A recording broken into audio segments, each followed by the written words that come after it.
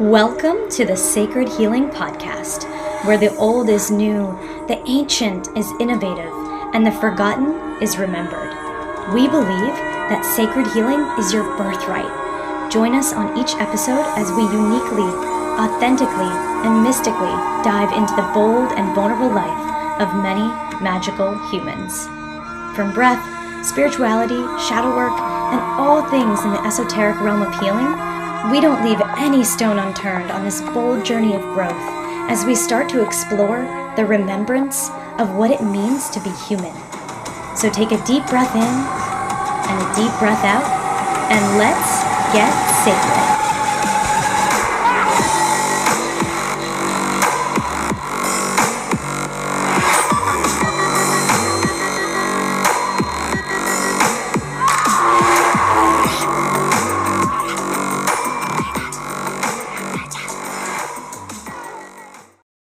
Hello, sacred beings. Today's guest, Ken Conte, is the founder of the Ancestral Hunting School and the founder of Rise Above Consulting, a public relations and marketing firm.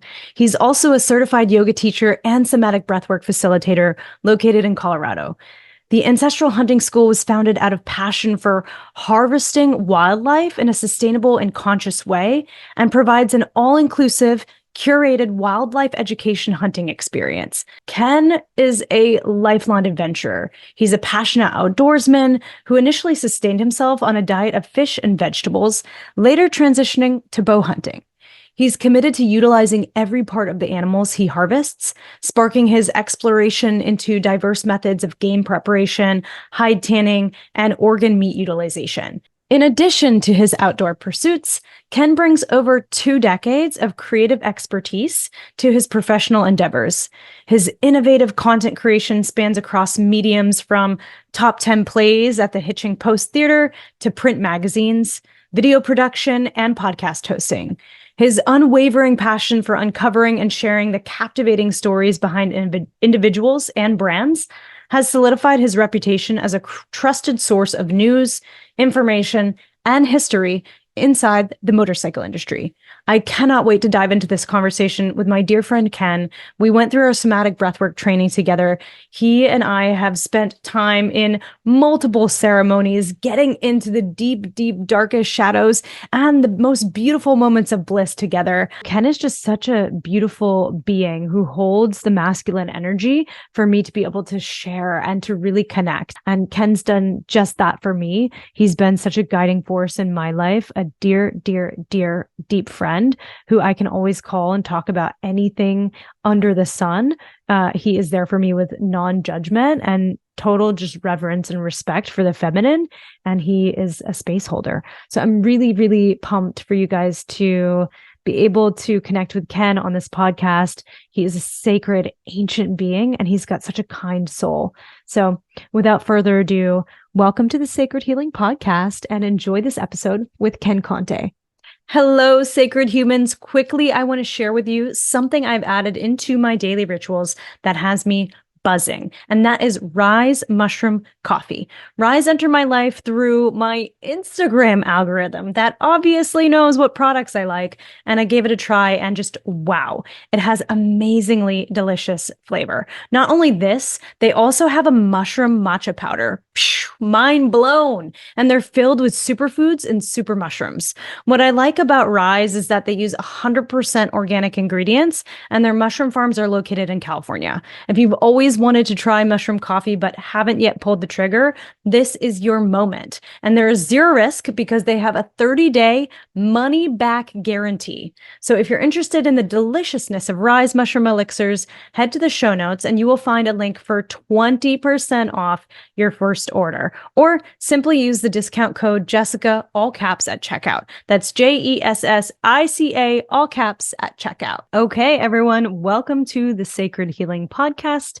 Today we have Ken with us, and Ken is the founder of a sacred ancestral hunting school.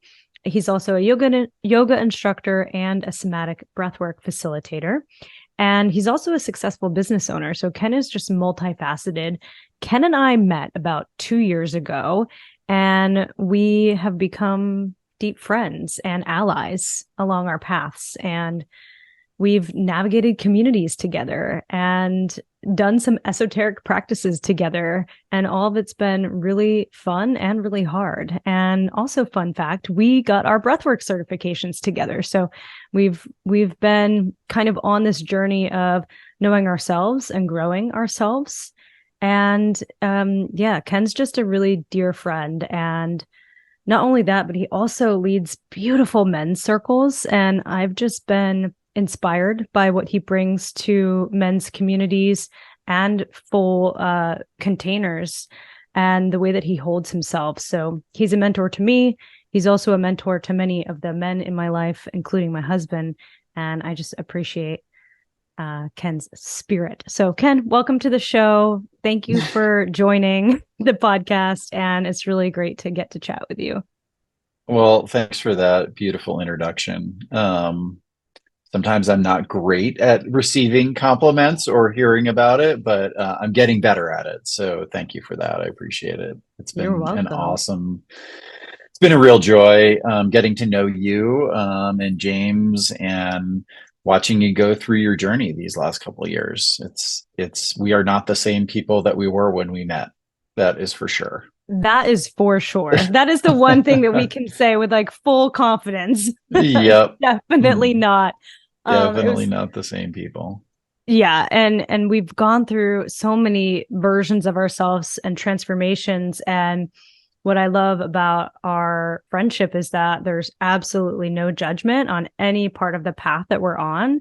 And I just so appreciate that we're able to call each other at any moment in time and talk about the deep, crunchy, and joyful shit, right? Like there's so much for sure that we can unpack for each other. And it was so funny. I was just making my tea before we got on our call because it's late here where I am. And I wanted to read you what's on my tea because I thought it was really like powerful for this conversation. It's a yogi tea. So they have like the little thoughts on the back. It says, let your thoughts give hope, guidance, and upliftment to all. And I was like, oh, I'm about to get on a call with Ken. So that is absolutely what we will be doing. We will be giving our thoughts and guidance and our upliftment to all. So I appreciate your friendship. And I actually want to cut to way before we met, back in Ken's younger days. Ken's like basically your time where you may have faced some sort of adversity that drove you to some sort of catalyst where you felt like, hey, I really need to work on myself. And I need to find ways to heal myself. So I want to give the floor to you to talk about some adversity that you may have gone through in your life. Yeah. So thank you for that. It really, when you said that, the first thing that came to mind was, when I was so I always felt connected to nature. I always felt the most comfortable outside for whatever reason. Even, my mom was telling me a story because I had this memory come up of being lost in the woods. And actually at our last summit. And so I called her about it. And I can't remember what age she said I was, but I was very young, I think 8 maybe. And I got lost in the woods and she said everybody was freaking out. And I said, well, how was I? And she's like, you were fine. Like you weren't worried at all. And so I think that's kind of been a little bit of the path for me,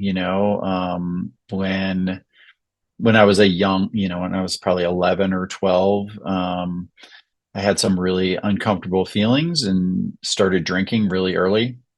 Started drinking like at 11 or 12, and carried that on through to high school, lived in a lot of different places through no fault of anybody, but just, ended up moving a lot. I think by the time I graduated high school, I think I had been to over 8 or 9 schools at that point. And so had really learned how to be kind of a chameleon. And what I found was that alcohol really helped with that, and by the time I was a junior in high school, it was pretty clear that if I kept going down the path that I was going to, it wasn't going to be great. At that time, I was living in Chappaqua, New York, very affluent community. I was living with my dad at that point, and I had gotten called into the assistant principal's office. You only get called into the assistant principal's office when you're in trouble.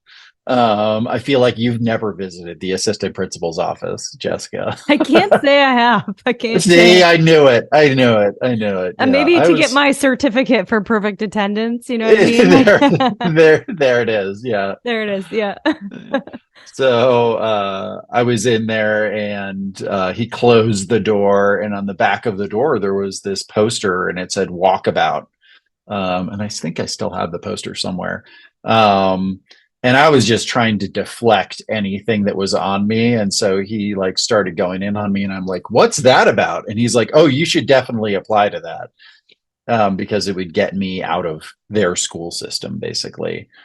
And so I went and looked at it, and there was this real dichotomy going on in my life, because even up to that time, like as a younger, kid, I had like worked at the Bronx Zoo for a summer, and I worked at the Woods Hole Aquarium for the National Oceanographic and Atmospheric Administration. So I was like, I was motivated, and I had, I had this real duality going on. And so I saw this poster. I kind of looked it up. We didn't have anything called, we didn't have the internet back then. This was like in the late 80s.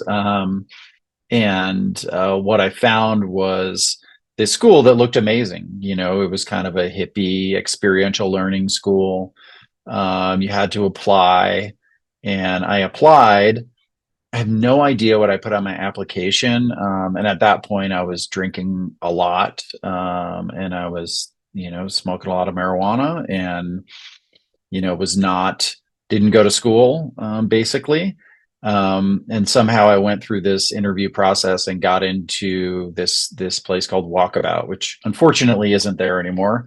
But it changed my life 100%. Without that catalyst, that little motivation, I don't know what would have happened. And I got about halfway through the school year there, and just had a shift in my consciousness and my awareness. I don't know what it was. I feel like it was divine intervention. Walked into the counselor's office, who I'd never spoke to before in my entire life. Her name was Jeannie. And as you know, I'm not great with names, but I remember a few names, the ones that are seem to be really important and kind of in my heart. And I sat down, and I was like, I think I'm crazy. I don't know what's wrong with me. And we started talking, and she started asking me about, my childhood and my drinking and, drug use. And for whatever reason, I decided to be honest with her. And I think that night went to my first 12-step meeting, and have been sober ever since. And I'm 51 years old. So you do the math, right? I think it's so cool that her name is Jeannie, because the thought that came into my mind was like a magical genie, mm-hmm. not like she was magical for sure. Yeah. And it seemed like she was the person that you were just like, I guess I'll be completely fucking honest with this person. Like, okay. Yeah. And it completely changed your life. So thanks, Jeannie. We appreciate it. For sure. And so you went through the 12-step program. Did you ever have moments where you were like, I really want to go, I don't want to do this anymore, I want to go back? Like, did you ever have any like moments where you were like, I feel like I'm going to relapse here? Oh yeah. I mean, especially at first, I think the further, especially, like alcohol is tricky for people like me. It's not for everyone. But I think for people like me who just have kind of that predisposition, it just doesn't, the only way I can describe it is when I started drinking, I didn't know when I was going to stop or how much I was going to drink, and so like a really terrible example is I was going to like a college night with my dad, right? We were supposed to go and like sit in the bleachers and listen to like some talk. And then after that, I was going to go to like a Students Against Drunk Drivers meeting. And I thought it would be a great idea to drink a 6-pack before that, like in like less than an hour. And so I'm like drunk essentially at this college meeting and at my student again. And I'm like, why am I doing this? Like, I don't, it didn't even make sense, you know? And so, and that was prior to me getting sober, but you know, it's like a great example of just like feeling like I just didn't have a whole lot of control over it. And so there were times where, I mean, I remember, you know, driving home from walkabout and just being like, I just didn't want to feel the way I was feeling anymore. Right. And that was really kind of the key for me was I had a lot of what seemed like big and insurmountable feelings. And I didn't really have the tools um, to be able to cope with them. And so that's a lot of what, you know, the 12 steps gave to me. And in the community there, and you know, there are people that I've known for 20 plus years, you know, that I've been sober with. And it's an amazing community. So yeah, Yes. there've definitely been times, but as I got further away from it, it was like, eh. Like alcohol I don't have any interest in alcohol or smoking weed or any of those things.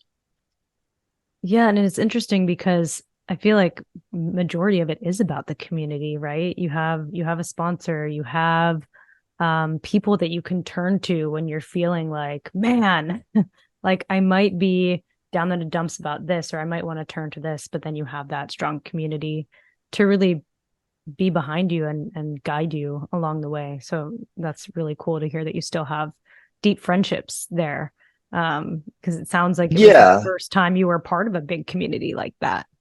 Yeah. I didn't feel a part of like anything prior to that. It didn't feel like, you know, and so, and they were, you know, pretty, you know, I got sober in New York and it was pretty like dogmatic, you know, it was like, do it this way. There was no like, it was just, this is the way you do it. And I don't necessarily subscribe to that these days. I think there's a lot of different paths for a lot of different people.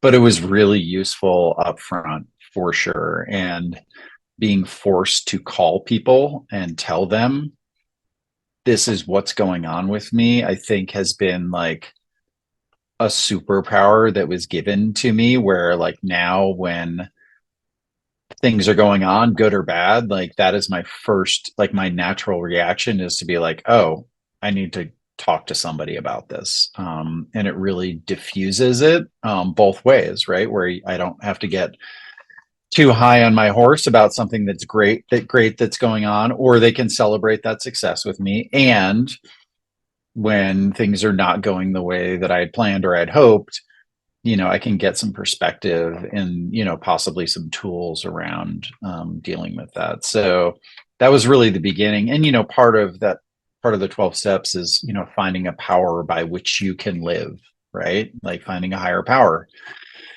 And I found it in nature. Like in me, you know, that was I would go out into the woods and like just hang out by myself. And I could feel the presence even at 18 years old of like, oh, everything's going to be okay. Like it's this calming grounding, right? Like that comes from the ground, like your feet on the ground on the earth. And so, and it wasn't intentional at all. It was just like, oh, this is the only place I feel comfortable, you know, in suburban New York is out in the Oh my woods, God. you know, Yeah. behind my dad's condominium. So, And it seems like you had that connection to nature from a young age. And then now you were the founder of an ancestral hunting school. And I would love for you to talk about that because some people, there's duality with hunting, right? Some people are very averse. Some people are like, no, we're just misunderstood. And here's why. And so there's a lot of polarity and duality to hunting. And I think that what you've been able to do in your school is, from what I've heard from you, is basically be able to utilize all parts of the animal in a sacred and really special and connected way, where in our world today, we've become so disconnected from our food source.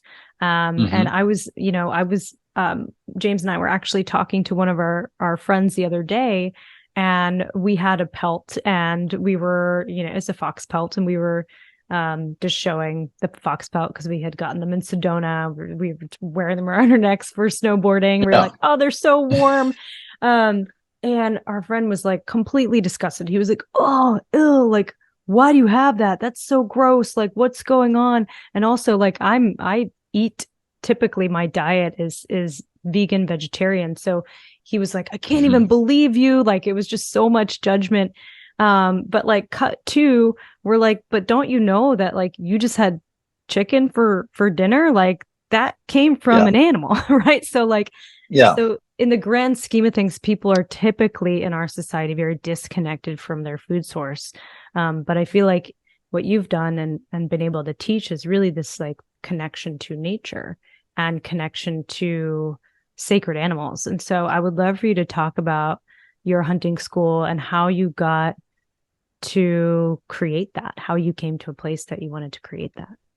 Yeah, I mean, it's such an interesting journey because so I was a vegetarian for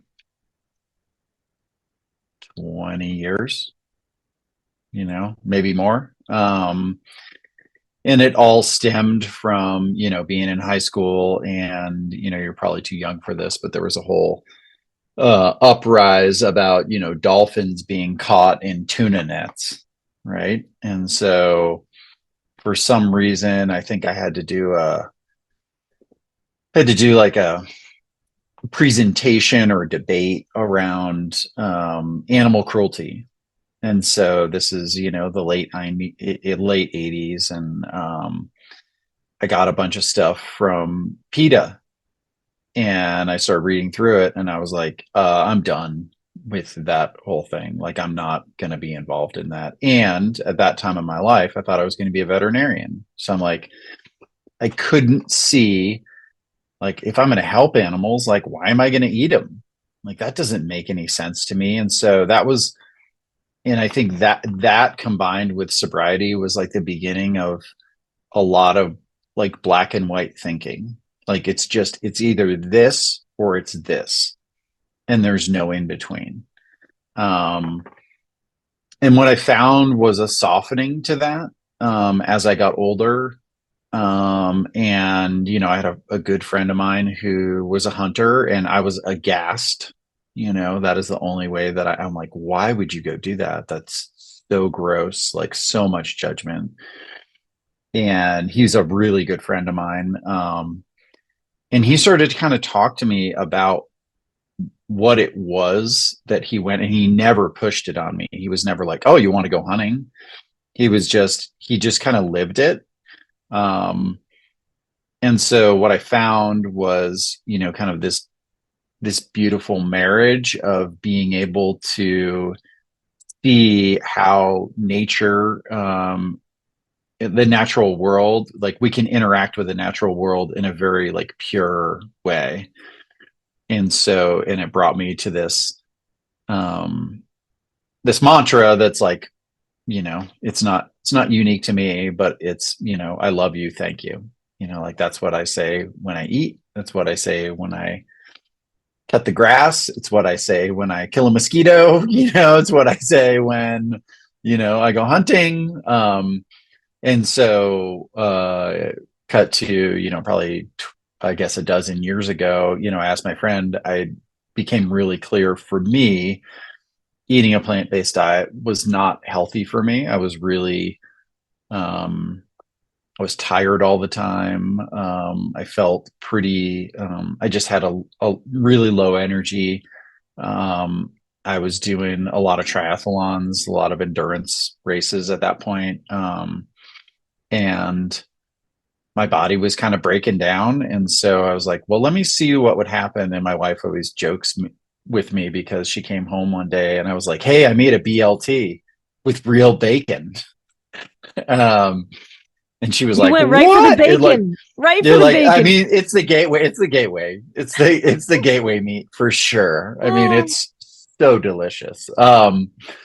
And so, and then that same year, went out on my first hunt with my friend Mark, and realized how sacred it can be, how challenging it is, and also the intricacies, like the barrier to entry for an adult onset hunter, which is a real term, adult onset hunter, um, is really high. You know, if you don't have somebody that's a mentor for you, you're just kind of like trying to figure it out. And so for several years, you know, I went out and hunted, and had just created the most amazing memories. And then 5 years ago, started to kind of cultivate this idea for a school. Had a different idea of what it was going to look like. It was going to be like thousands of people coming through. That didn't work out, just in the sense of, and then the pandemic hit, and I was like, well, that's not happening. And then I was up hunting on a piece of property in Wyoming, and my friend was like, you know, I love that you come up here and you have so much reverence for the land. I just wish more people would do it. And I'm like, well, I actually have this idea, you know, of bringing people up here and teaching them, and me not necessarily being the teacher. Like, I'm not an expert hunter. There's thousands of people, probably tens of thousands of people out there that are way more accomplished and have way more knowledge than I do. Um, but I'm pretty good at events, I would say, and creating community and containers. Um, and so what happened was, you know, I went up there, I went hunting, and, you know, usually, so for the type of big game hunting that I do, it's usually mornings and evenings are when the animals are the most active. And so I would hunt in the morning, and then I would work on my business plan all day, and then I would hunt in the evening. And I did that, and there's no internet or anything up there. And by the time I was done, I basically had what, you know, was kind of a skeleton of a business plan, and came back to him and said, hey, this is what I want to do. And then he said yes, and then we launched it last year, and sold out our first, school. And then this is our second year, and we sold out all our schools this year, and everybody that went last year came back for a second year. Did a, you know, kind of an advanced hunt, like an elk hunt, for everybody that went up and did a deer hunt in Wyoming, and really concentrated on the experience, you know, that it's not about the result, but it's about being out there and having an experience with the land and with the animals and with the other people, you know. Yeah, my husband loves hunting, and one of the things that he always says to me is it's not about what you bring home. It's about the community, and it's about, you know, he goes with a bunch of his guy friends, and it's like it's about hanging with my men, like hanging with the boys. Like, that's what it's Yeah. about. And those relationships deepen so much just by being out in nature and being in solitude without technology, and like really being able to connect, and tell stories and have fires and do all those things. So yeah, I absolutely think that it's just such a cool concept that you're like, man, I'm going to sit here and create this business idea. And it's like, of course it's going to sell out, because if you build it, they will come, and they came. And Sure. Yeah. Yeah. so are you using like rifles? Are you using bow and arrow? What is the way that you are hunting? Or is it like kind Yeah. of a mix? No, so we use rifles. So archery is a whole nother skill, um, that makes it exponentially harder. Um, and also and it's not just the success rate, but the efficacy of, unless you're really good, with a bow and arrow, the chance of wounding an animal. Um, I don't know what the actual statistics are, but it's much higher. And so we're trying to create a place where people can have success, but also be as humane as possible. And so some people say, oh, well, and there's a debate that goes on, oh, archery is more, it's more humane because there's, you're not using technology. Well, with a compound bow, you definitely are, right? Like it's crazy, the technology that goes into those. And they feel like it's more fair chase. But I don't think at the beginner level that it's worth the risk of injuring an animal. It's just not worth it to me. So we're toying with the idea of doing a very small cohort next year of people who have gone through and doing kind of one-on-one mentorship for 9 months, basically 10 months leading up to a hunt, where they're shooting every week, shooting archery, doing all the things that need to happen, and then taking them out. So there is the chance for that next year.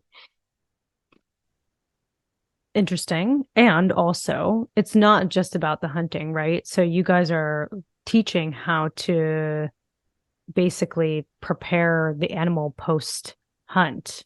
Can you talk a little bit more about that part of it and what else goes into the ancestral teachings of the school, in addition to like, okay, yes, we're getting together, we're going to go hunt, but then what happens afterwards?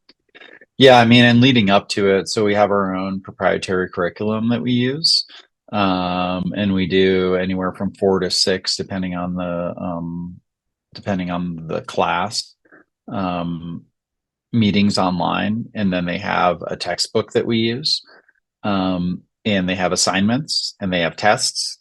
It is adult learning, so people get to do as much or as little as they like. The one thing that we don't waver on is their effectiveness with a firearm and their safety with a firearm. And so that is something that has to be proven to me through results. And because the last thing I want to do is take somebody out there who doesn't have, a basic understanding of firearm safety or a basic ability to shoot effectively, because it's not humane to the animal, right? So we walk through everything from gear to tracking to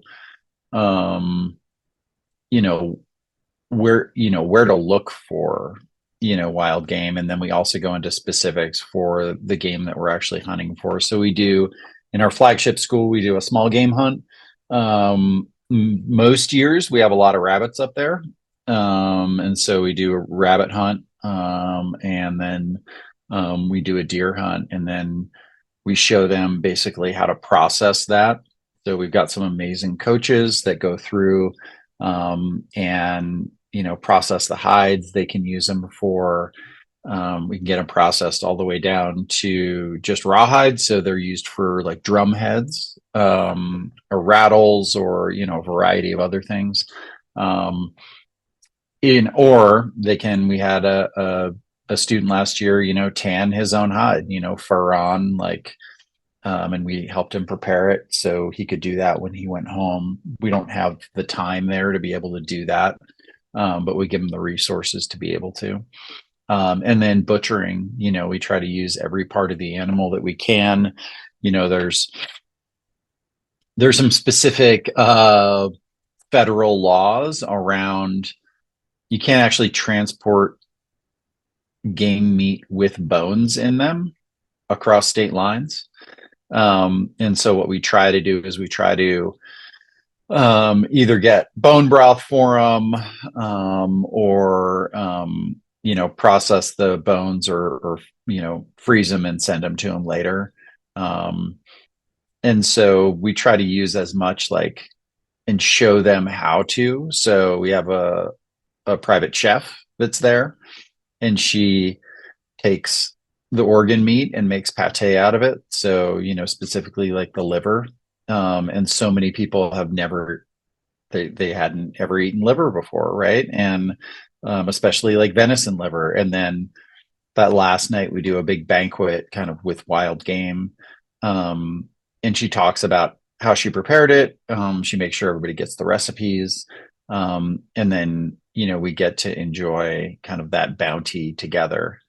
And we also do a bunch of foraging and ancestral skills. So my friend Mandy, who is one of our coaches, does like sweetgrass braiding and like how to make cordage, like how to make, a rope basically out of, almost anything. And then also last year, we harvested a bunch of different, botanicals that were local to that area, and made tea. And so there is the ability to do that, to kind of depending on the time of year. Right now it's actually still pretty warm up there, because we head up next week actually. So we're hoping for it to continue to stay pretty warm and be able to go out and do some of those ancestral skills. We also do, depending, and we kind of gauge what it is that people want to learn, because we don't have an unlimited amount of time. The people that go up get very focused on getting an animal, right? They are there to hunt. And so that is the majority of our time spent there. But if people want to learn shelter building or fire by friction or, any of these other kind of survival ancestral skills, we're more than willing to, sit down and teach them that. But first and foremost, we really want to teach them how to properly honor and care for the animal, once it's down on the ground, and how to properly take that animal's life, and do it in a good way. So. Yeah, and it just made me feel like you would be really good on that show, like Naked and Afraid or whatever, like Naked Alone. I don't know what it is, where they like have to start a fire. Yeah, I don't know. Survivor. I've watched some. I watched some of those, like Alone or whatever, and I'm like, I Yeah. don't know. Like that seems pretty intense to me.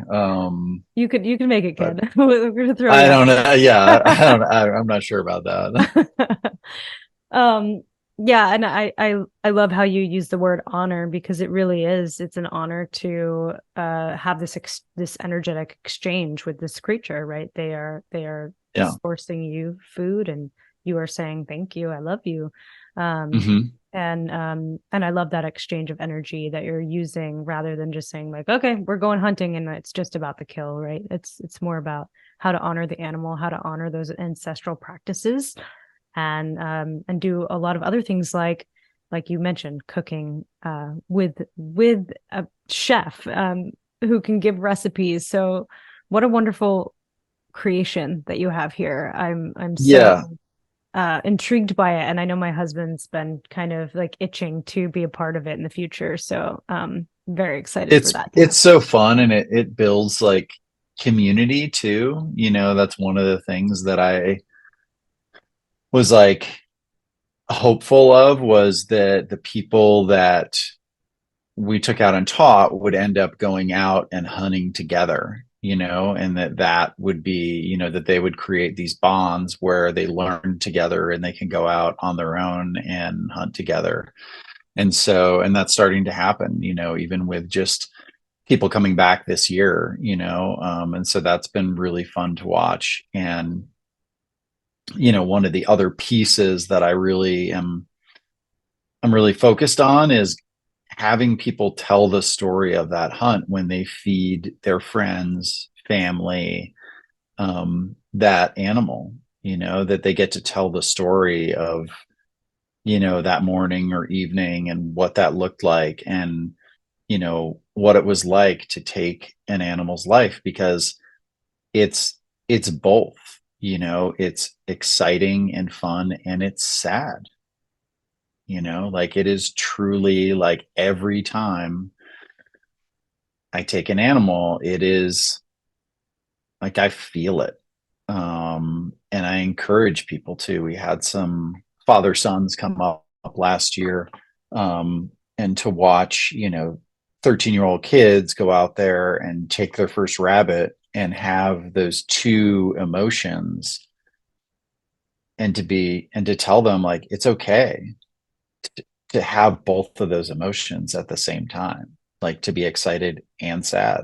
That's it's kind of part of the cycle of life. And so I really encourage people to tap into those feelings and not push them down, whatever. And sometimes it's crying, sometimes it's elation, sometimes it's just like a somber, like honoring. And I give people kind of the framework of how we do that ceremony, pre and post, taking the animal, and they get to decide what they take with them, and what they get to make their own. So. Yeah, it's interesting that so much emotion goes into this practice too. And when you were saying that, it reminded me of kind of like the mantra of somatic breathwork, which is like, it's okay to feel. It's okay to feel. Mm-hmm. And you mentioned it's okay to feel two different emotions simultaneously, if that's okay. Yeah. And often we suppress our emotions, and just to kind of allow that feeling to come through with non-judgment, so powerful, especially when you said father-son duo. Like if there's a 13-year-old kid out there feeling that, and like their whole life in school, for sure they've been suppressed with emotions, but they're allowed to have those feelings. What a powerful connection to nature, and what a powerful experience that brings. So yeah, I just really, really appreciate what you're doing. And I'd love to talk about community in general, because you are a great container creator and community creator. It's one of the reasons why you and I connected, because we were in a community together. And then also we did our somatic breathwork training together. And that's now a huge community of people that have practitioners and facilitators, and just people, just really allies, giving each other love and really rooting each other on. And you also have a yoga community that you're a part of too. What is your kind of mantra when you're creating communities? What does that mean for you? Because it's a big part of why I know you. And I'm just curious, like on the other side, what that feels like. Yeah, I don't know that I've ever consciously thought about it. I think the biggest piece is just being authentic, and that goes a really long way. And it's not for everyone. Some people, it turns them off, and other people, they're like, oh, this is like the real deal, and that's, I really, the thing that I know at my age now is that is like the true gift in, having a few years on the planet, is that what spirit, God, whatever it is that you want to call it, wants us to be is, the best version of ourselves. And that doesn't mean the fake version of ourselves. That means us bringing our gifts forward, whatever that may be, and however uncomfortable it may be. And so I've been put in a lot of positions that I'm like, I don't know. And it's very like kind of hero's journey. And not that I'm a hero, but it's very archetypical when I look at the things that I have done, where it's like, I get the call. I'm like, nope, I don't want to do it. I get the call again. And it just ends up being this like, no, this is what you have to do, whether it was, applying for fit for service, or, doing sacred practices, or my hunting school, yoga teacher training, somatic breathwork training. I mean, the roadblocks that I had going into somatic breathwork training. And it was like, what, wow. And like, no, I'm doing this, no, I'm doing like, because it felt so right. And so, yeah, I don't know how it works, honestly. Like, I wish I could give you a more succinct answer, other than showing up as my authentic self, and letting spirit take care of the rest. Because when part of the, and I don't talk about it a ton, but part of my journey when I got, when I got sober and turned 18, I moved to Colorado, and I went to my first sweat lodge when I was 18 years old. And like, I am so clear on what a gift that was now, because a lot of those people, maybe not a lot, but a handful of those people are still around, that I went to that first sweat lodge with. And like, those are my people, at least a part of them. And those are my community. And they really set the framework for that, of just like unconditional love, unconditional acceptance, not afraid to say, hey, what the are you doing? Like all the things that it was just like naturally built into that. And I think that mentorship that I saw in, some of the, older men that are in my life is something that I'm like, oh, if I could have a tenth of that, like, and bring that to the world, like, amazing, so I really credit them, from, the teachers at Walkabout to, the men that I sat with in, some of my first sweat lodges, and women, to, fit for service, to yogis, to, jaggers and fish, to, I mean, it goes on and on. So yeah.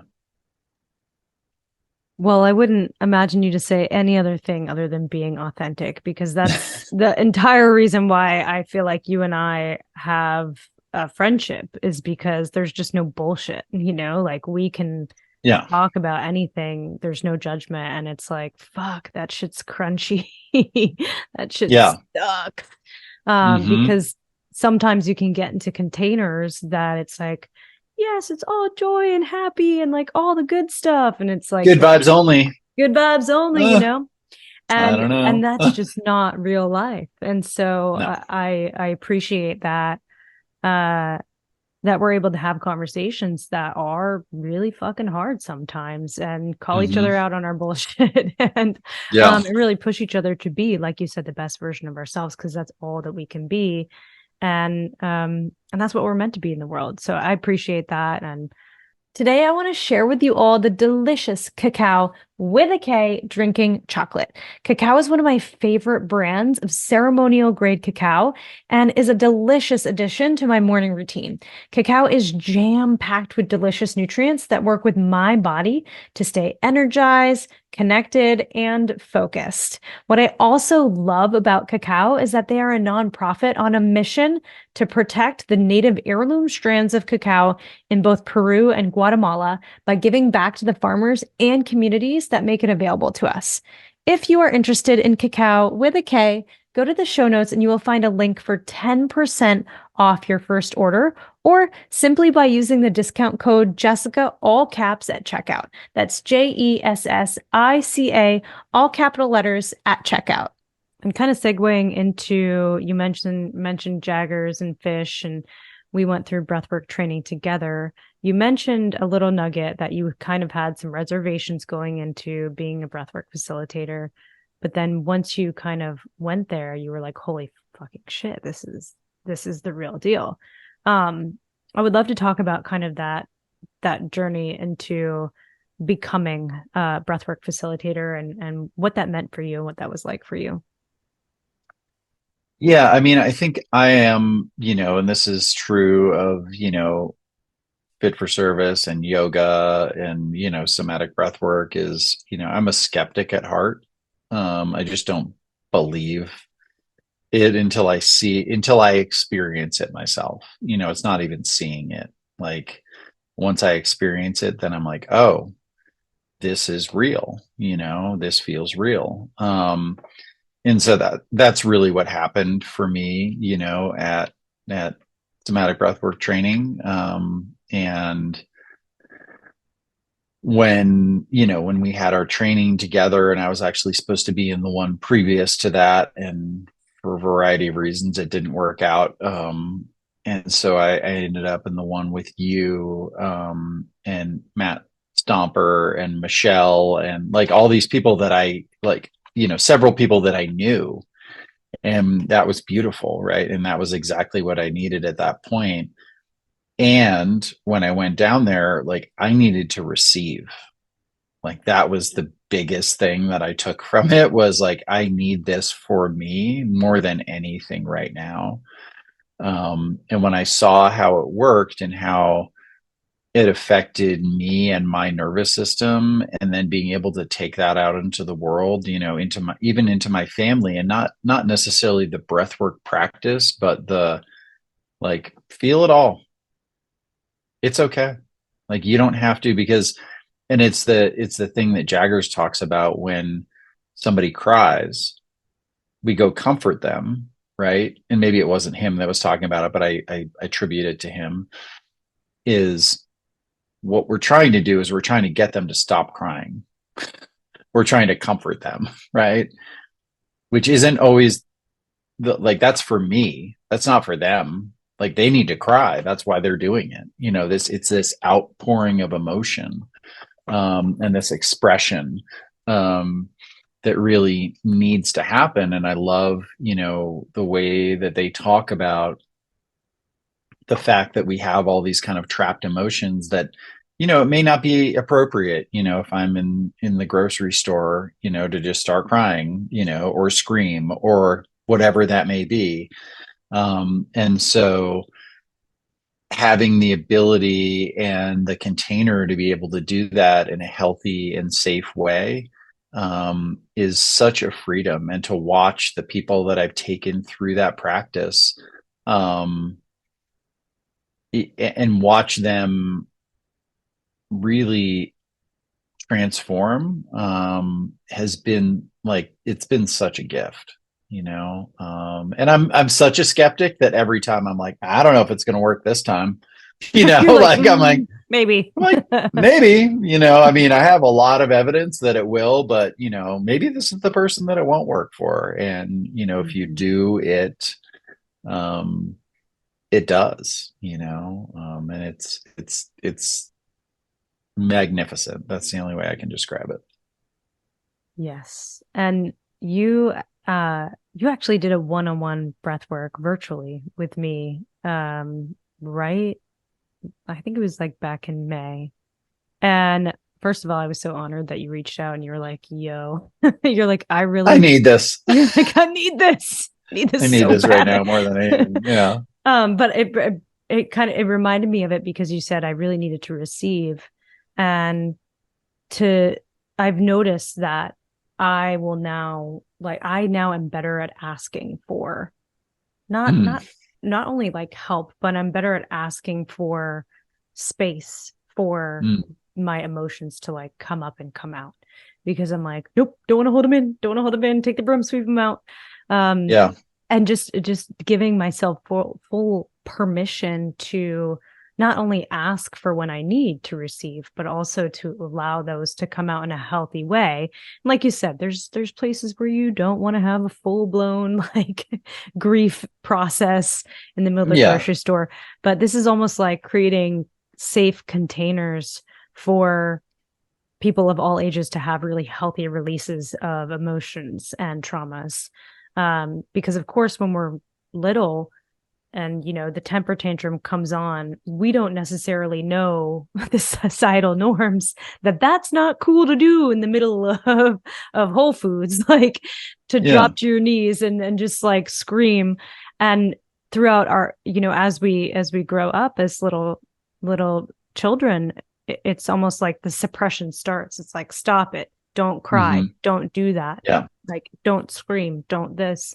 And it's this suppression, and it compounds over time. And so to me, breathwork is just this like really healthy container where adults get to have a temper tantrum or whatever they need in that moment, right? Yeah express. And I think it gives permission to other people too, right? When you start talking about being able to express in a healthy way, those emotions, it really does offer permission to the people around you to be able to do that. And that's how the world changes, right? Like bit by bit, piece by piece.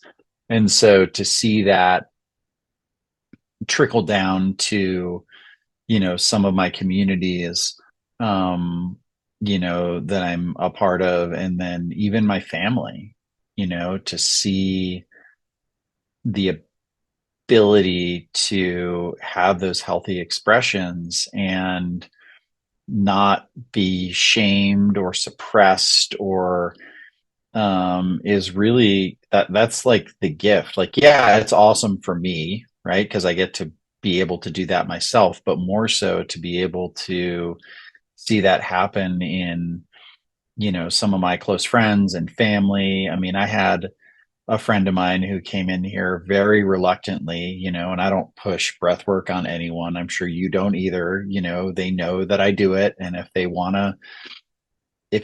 to, they can, and he asked me like, hey, I don't know what this is about, but like, I feel like I need something. And I'm like, cool. And we got done. And he was like, I don't know what that was. And I don't know what happened, but keep doing it, because it really affected me. And I can also remove myself from that and be like, okay, I'm just the hollow bone here.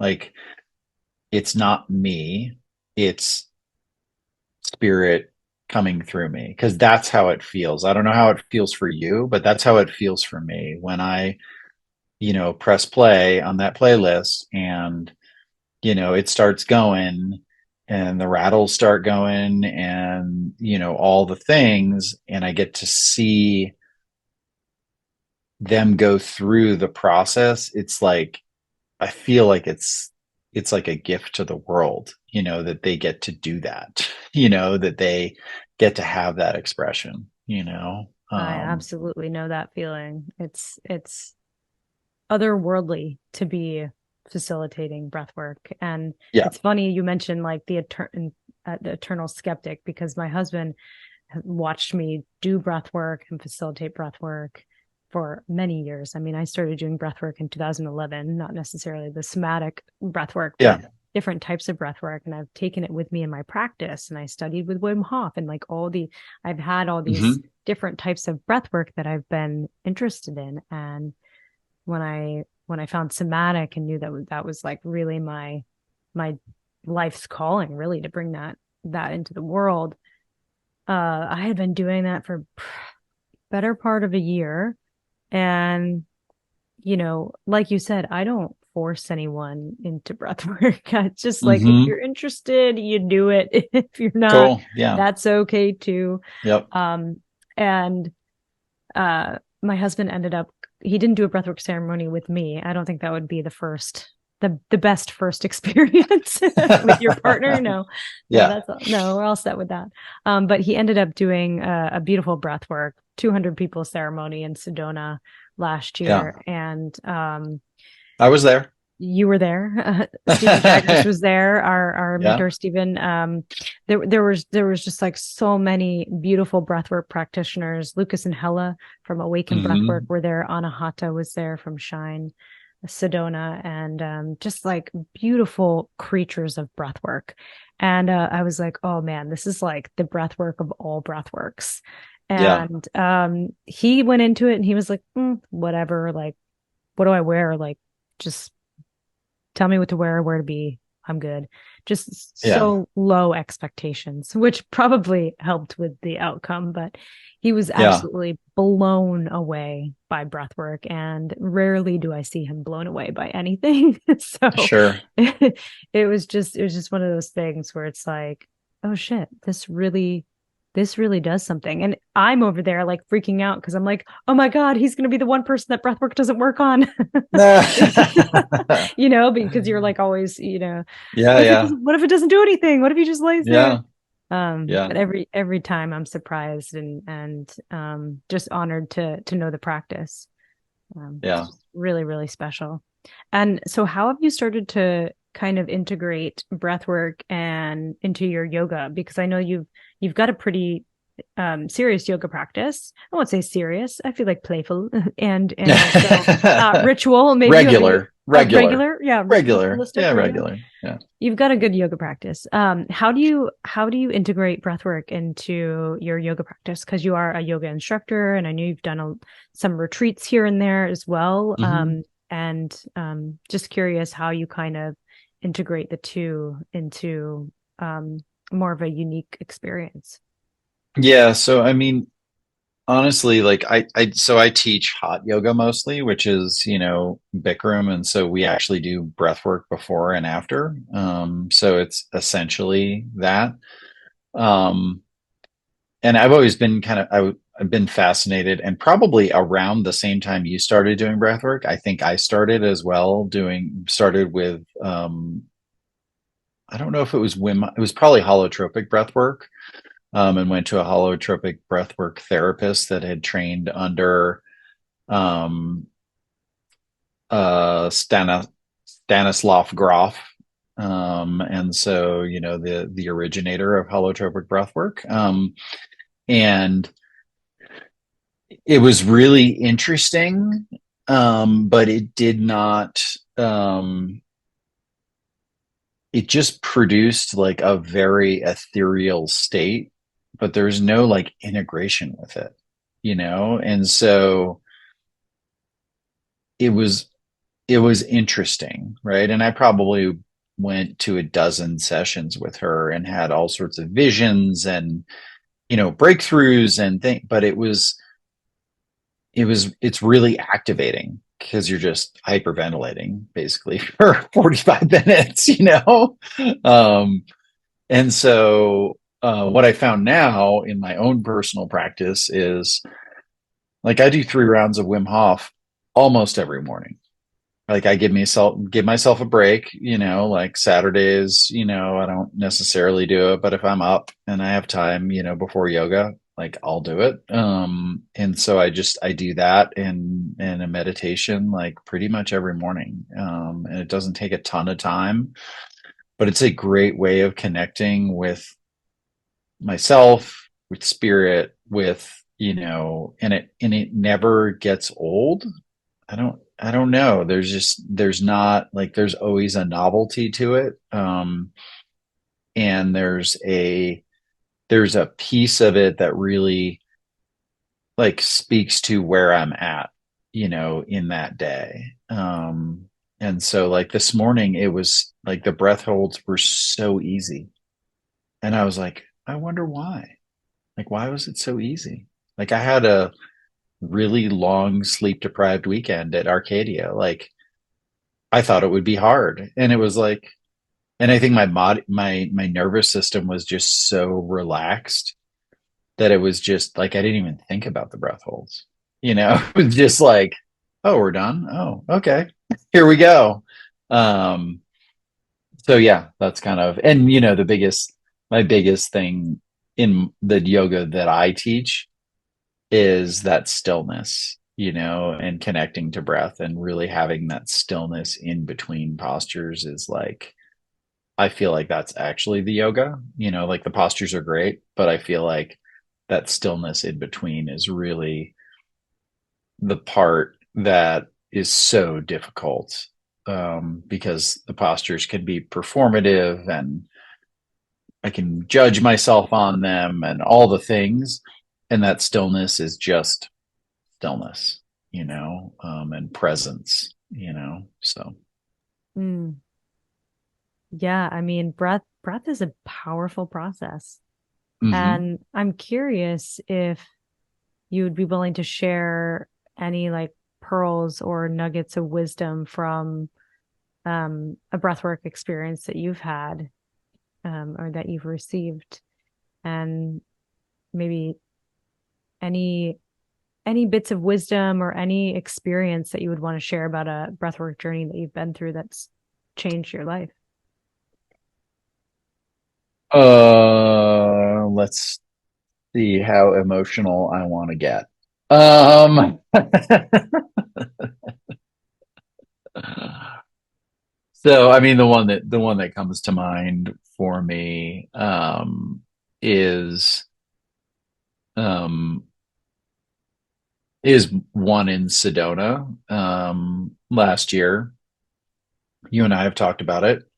And I'll go through it kind of somewhat quickly. But I went into Sedona. My daughter had been struggling, and she was definitely on my mind. And I also knew that for me, I needed to have that time, to be able to go and get myself right, to be, it's almost like maintenance, like spiritual maintenance is kind of the way I look at it. To be able to be the best version of myself, for her and my family and my community. And so went into Sedona. At that point, I had already trained as a somatic breathwork practitioner, and went into that breathwork like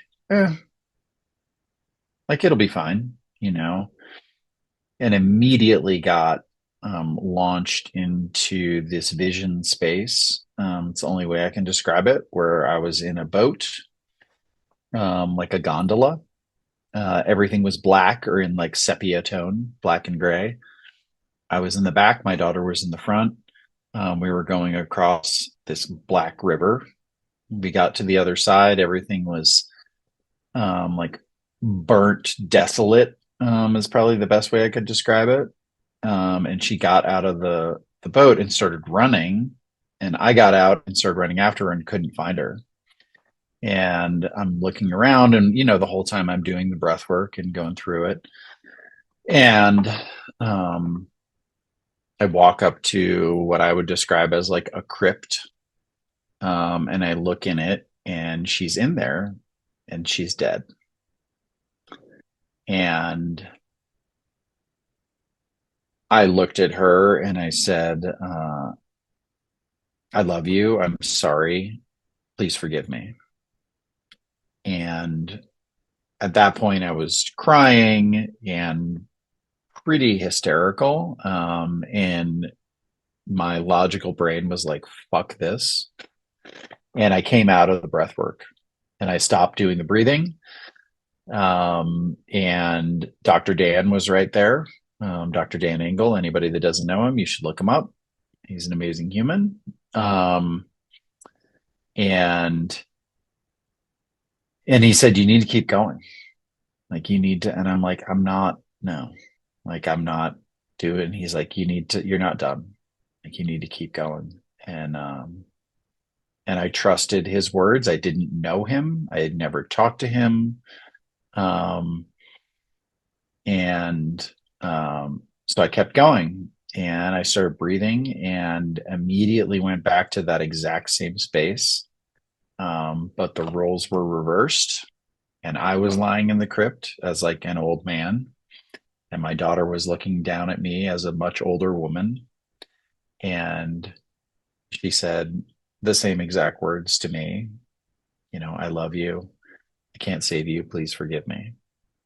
And then we both turned into butterflies that turned into a million butterflies, and the breath work was done. And that's like the Cliff Notes version. And so I took that very literally. And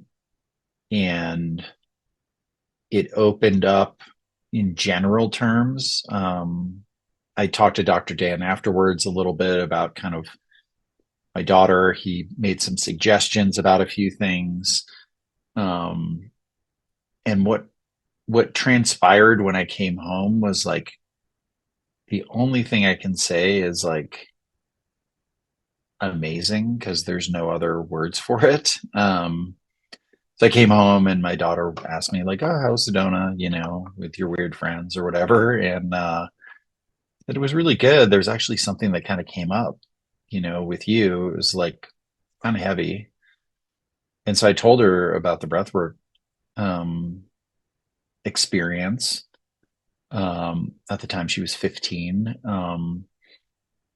And I don't know exactly what happened, and I don't know that she could classify it either, but something like shifted a little bit in her, which led to a conversation, which led to kind of some of Dr. Dan's suggestions, which led to a ceremony that our family and community did for her, which eventually led to me telling Dr. Dan that story this year in Sedona and being able to share that with him and that gift, and to watch that come like full circle this year was like such closure. And without getting into like a ton of details, like to watch the shift that happened in my family and in my community and in my daughter and myself and my wife and my son, like it was like I don't I don't really have words for it. But that is like kind of the quintessential power of breath work.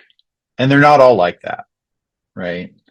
But this one was specifically really, really powerful. Yeah, I get chills every time I hear that. Like just you telling the story, that breathwork experience. It's like, like I can Yeah. feel it going through my body. And I mean, that whole experience is life changing. I mean, the amount of things that kind of set The into motion. ripples. Yeah, Yeah, the the ripples are ripples. crazy. Yeah, Yep. it's just wild.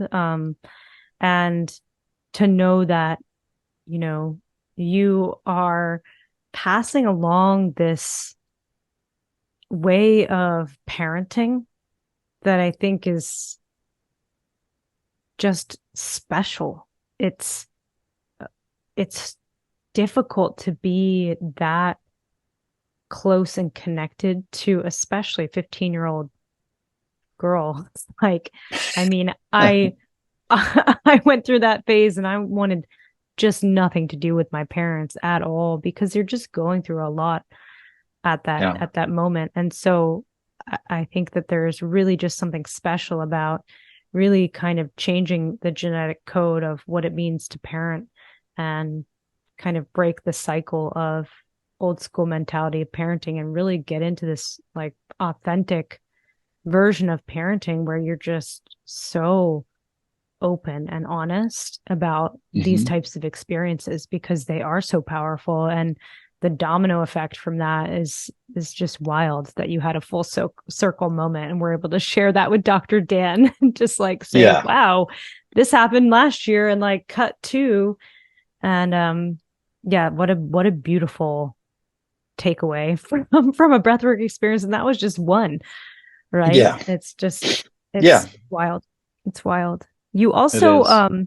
or we've talked about how you had a breathwork experience, and out of that experience you kind of got this download on how to run basically some sort of a ceremony at a men's circle.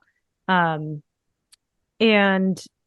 I'll let you describe it because it was your download, not mine. But I thought it Yeah. was so cool to kind of bring that into a community to say, okay, hey, I'm supposed to do this. Now let me like bring it into the 3D realm. Let's make it real. And also then I was in a women's circle. We had a men's circle and a women's circle going on kind of like near each other. And then Simultaneously. Yeah. yeah, and then at the end we all came together and did a prayer, and it was one of the Yeah. most beautiful things I've been a part of. And so I'm curious if you're able to describe what that breathwork ceremony brought you, and then how we got into our men's Yeah. and women's circle.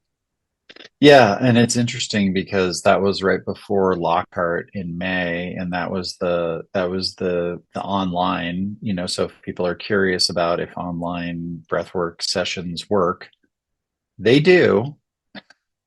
Um, and so yeah, you led me through, a somatic breathwork session, and I don't know that I specifically had a question or an intention going into it, but I also knew that, a week or a few days later, I was going to be, helping with this men's circle. And part of our men's circle, or the part of the reason why I wanted to have men's circles prior to our summits is that I know for me, it's really easy to go to the feminine to be comforted and validated.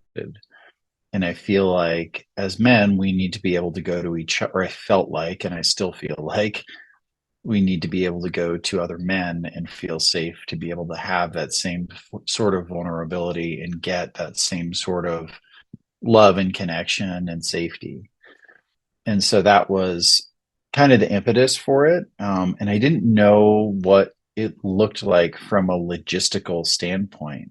I didn't know how we were going to create that connection.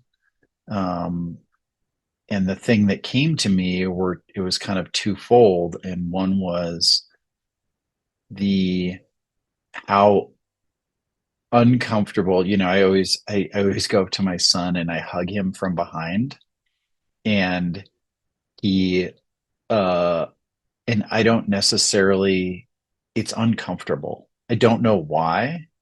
But there's something like very vulnerable about it, I think, for men.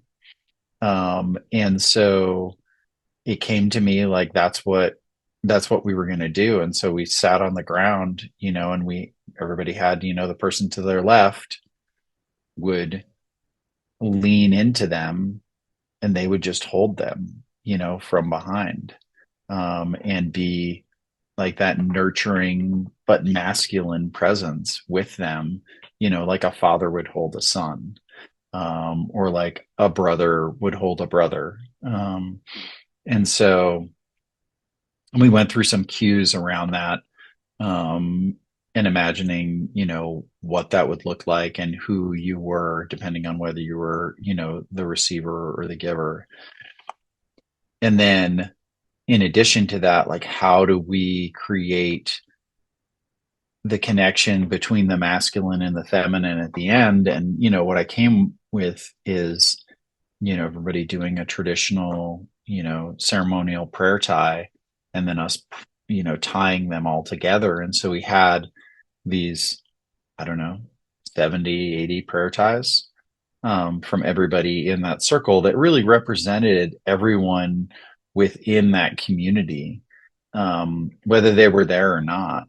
And those are just, with tobacco and a square of red fabric. And then we ended up burning those, at one of the nights at our fire, and releasing those prayers, into the universe. And so having that kind of full circle, and Eric talks about that as well, on a lot of his calls, Eric Godsey, um, and talks about the ceremony of, dream work. He talks about the ceremony of life, he talks about and being able to, and so bringing those ceremonies into those spaces where it's like an action that we do really solidifies a piece that's like unknowable, right? Because you are, at least for me, like, I'm releasing that into like the ultimate faith and trust in the universe. And so something really shifts there. Um, and I don't know how it works. I just know that it works. Um, so yeah, that was that. Yeah, it was really powerful to kind of have our separate experiences, but then have all the men and women, like you said, there was about 80 of us that came together, and we were all tying our prayer knots, and mostly in like deep reverence and silence and honoring of both of our experiences, and then kind of bringing those together to unite us as a community to say, hey, like, there's masculine energies and there's feminine energies, and we can hold both and we can support each other. It felt really good. And then we had that burning despacho ceremony where we kind of Yeah. released everything. So it felt really, really, really great. Yeah. So much goodness. For those of you who don't already know, my husband and I own a coffee company called Gayhead Coffee. And of course, we drink our own coffee every day, and it's some of the most flavorful and inviting coffee, especially with the nostalgia of coming from a can rather than paper or plastic packaging. But I'm biased, so check it out for yourself. If you're interested, head over to the show notes where you will find a link to order your coffee today from gayheadcoffee.com. That's GAYHEADCOFFEE.com. Thank you all for your support. It means the world to us as a small business. And you recently led another men's circle in Sedona. Yeah. How was that different? Because I was not connected to that at all, and I don't know what you guys did. If it's Yeah. secret, that's fine. I want to know. I want to know what you did. Yeah. So it was really an offshoot of, so um, from that first Lockhart, we built a weekly men's call that we had that was a men's circle. And it's kind of a rotating, cast of characters from Fit for Service. But there were a bunch of us that showed up, obviously when we could. And we rotated through each person, we would just get a volunteer because anybody can lead a men's circle. And they all have their own flavor, and yeah, we have boundaries and kind of an ethos and all those things. But really want to empower other men to be able to go out into their communities and do that. And so that was what we did. And we wanted to take that back into, kind of pre-summit in Sedona. And so my thought was, well, like, I don't need to lead this. Like, we've got plenty of men here that are, have unique gifts and that are able to do that. And, I just really felt into like, okay, what feels right? And there were a bunch of names that popped into my head. And I said, hey, what do you want to do? This is kind of the framework. I'd love for you to do X, Y, or Z, if you feel called. And, some people did and some people didn't, and it was okay. And, we had a member, kind of text me that morning, and he was going to open the circle. And he was like, I don't know, I'm feeling like I really want to be alone right now and all the things. And, instead of giving him a pass and saying, do whatever feels right to you, I said, we're really counting on you. Like, and we need your presence here, but honor what you feel, and he showed up and he did an amazing job. Like, I'm so grateful that he showed up and that he did that. And that he followed that, that what felt right to him, and that he could honor the fact that, I would consider, I'm probably his uncle in terms of age, that he could listen to that and receive that. And so to be able to do that, had kind of an opening, and then we went out on the land, and then we did a breathwork session right in the middle that I led, and we did it with a gong bath from John Downs, and it was like the first time that I had used live music, like a sound bath. And for me, it was a lot of letting go. Like, I feel like I have a pretty awesome playlist that I keep like tweaking here and there.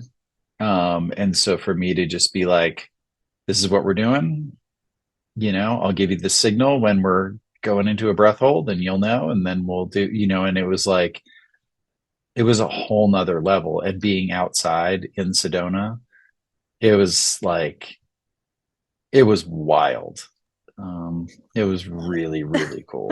Sedona brings a different type of energy. It really does. Yeah. Brings the vortex vibes. That sounds amazing. Yeah, it was really great. So my hope is I'm actually going to be leading one here at our yoga studio in January. And my hope is that we'll be able to do a sound bath and breath work at the same time. And I think I have two different sound healers here in Fort Collins that are also yoga teachers that I'm going to probably call on and see, and you watch what Vailana does and how powerful that is. And wow, so to combine that with a breath work is it's something special. Yeah, So they get those frequencies going with the breath and feeling that life force at the same time. It's a whole yeah, different level.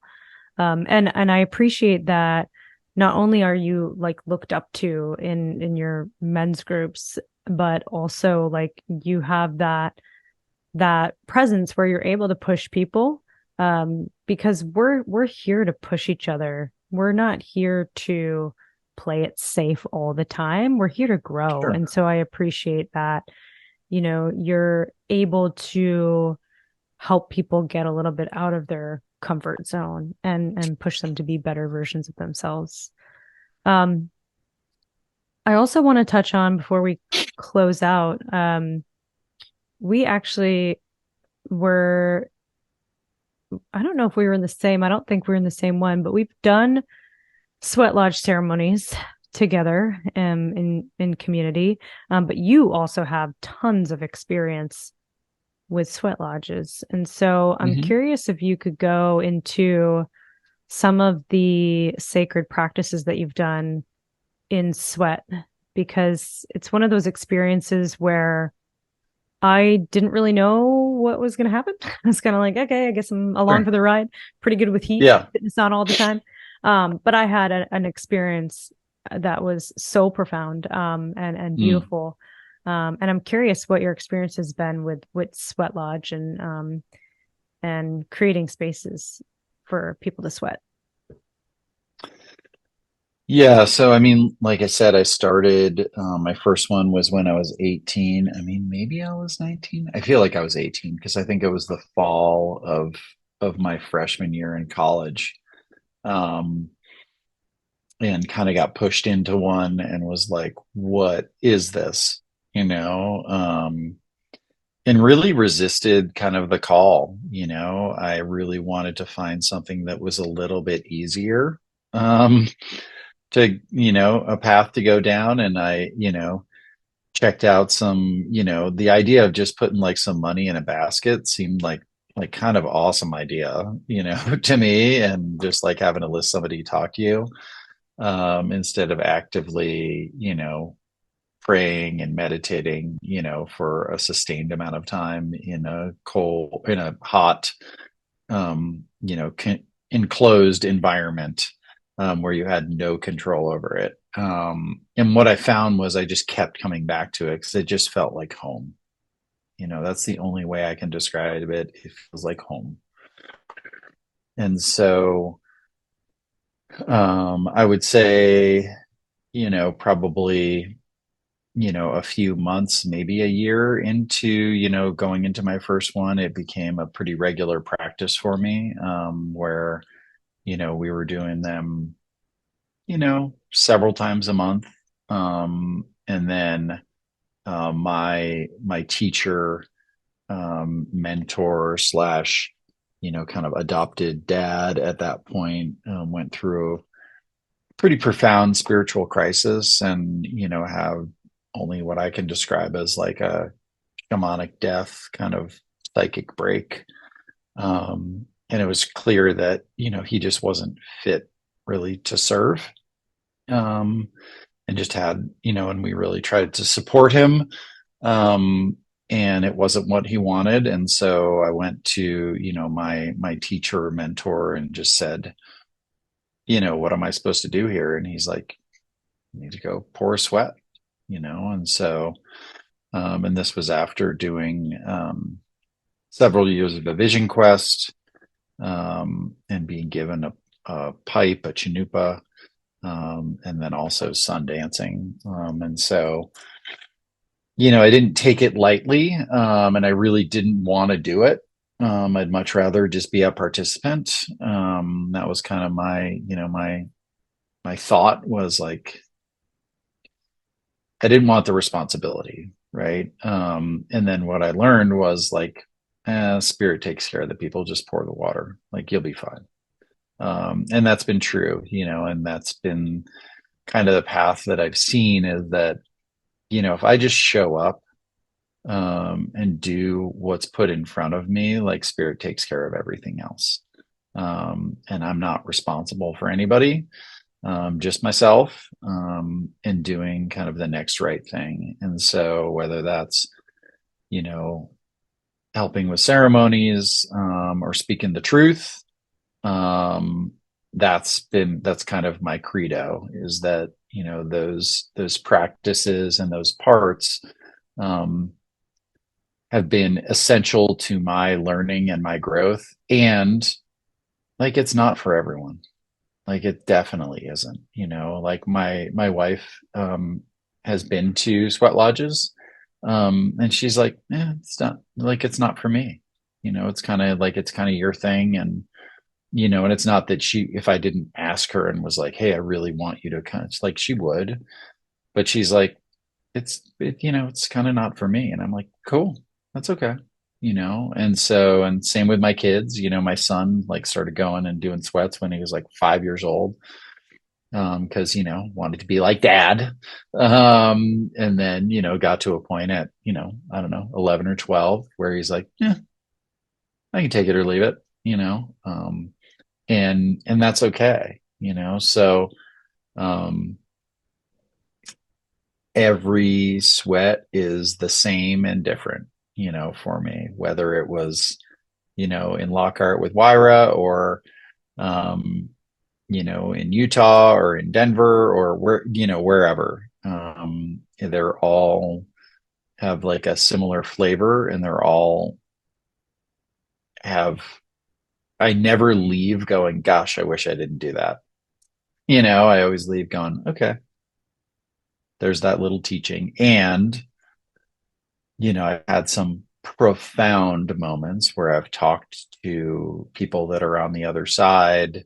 I've had visions and I've also just gone in there and sweated and struggled and, wanted to, leave and all the things, so it's like the full range. And I never really know, kind of what spirit's going to bring. So I do know that for me, the biggest piece is like surrendering, and trying to fight it just does not, like trying to gut it out does not work. For me, it just ends up being pretty miserable. And so, just trying to stay in that prayer space and that meditative space has been the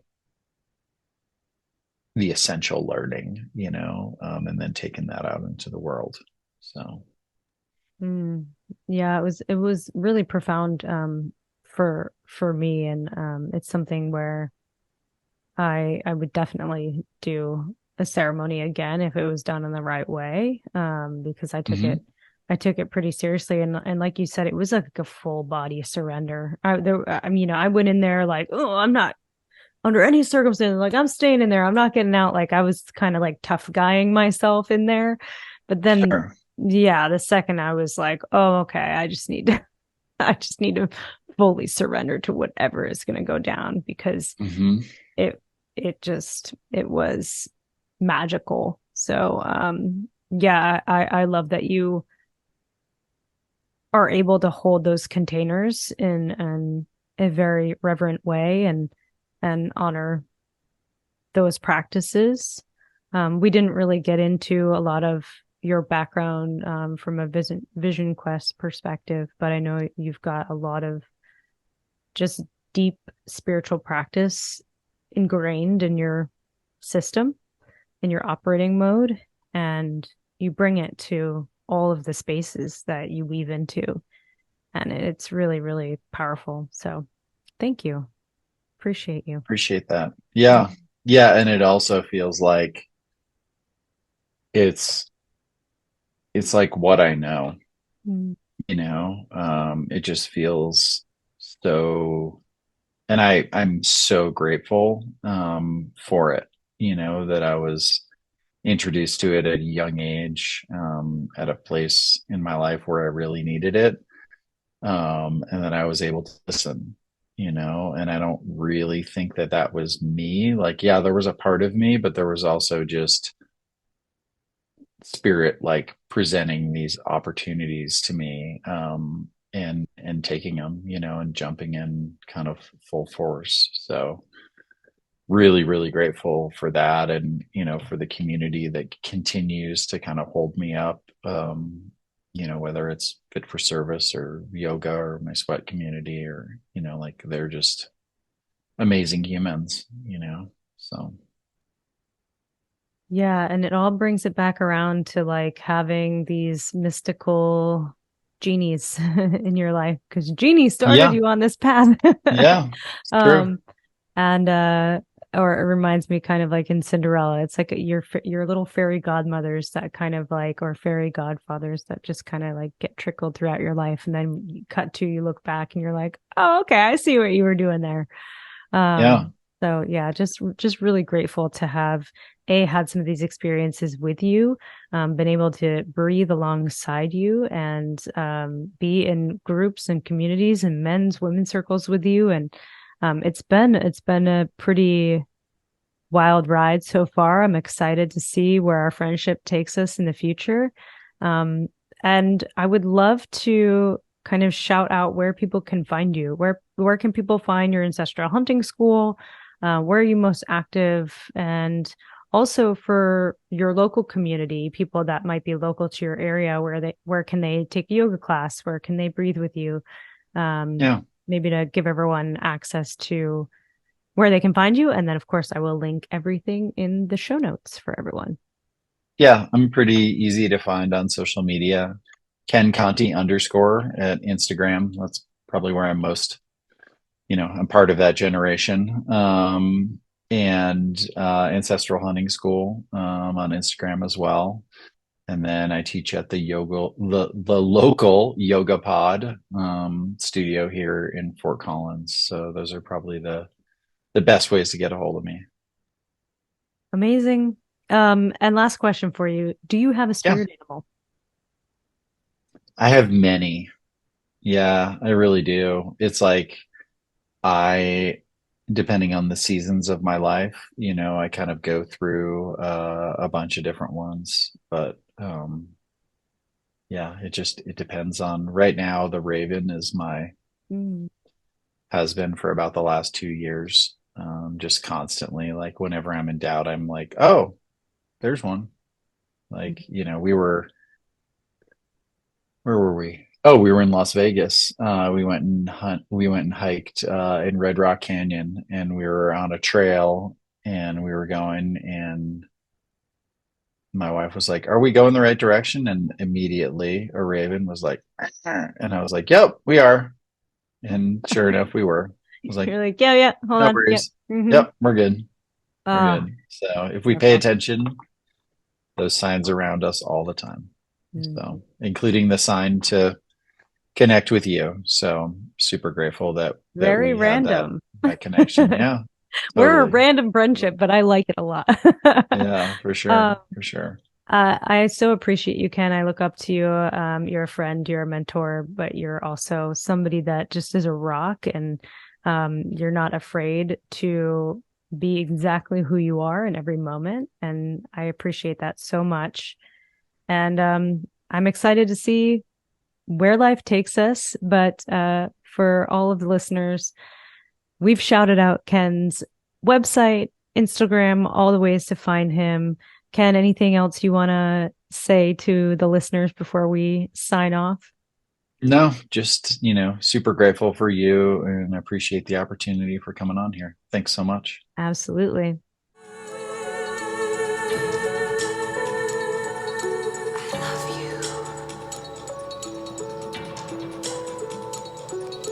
I'm sorry. Please forgive me. Thank you.